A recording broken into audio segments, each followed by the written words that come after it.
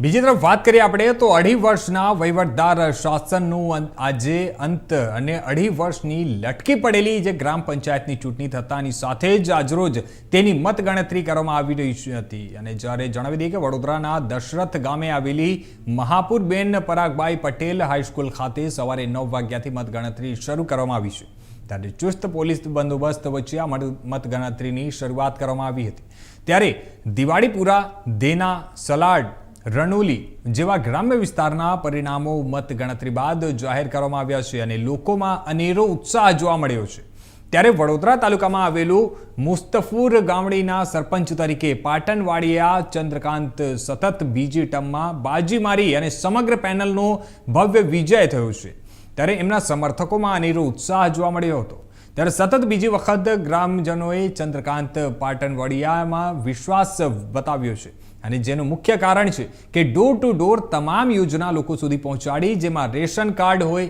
આધાર card હોય તો પછી કોઈ પ્રાથમિક સુવિધાઓ ત્યારે 2.5 વર્ષના વહીવટી શાસનનો અંતના કારણે હવે ગ્રામનો વિકાસ વેગવંત બનશે તેમ મુસ્તફુર ગામડીના સરપંચ ચંદ્રકાંત પાટણવાડિયાએ જણાવ્યું હતું।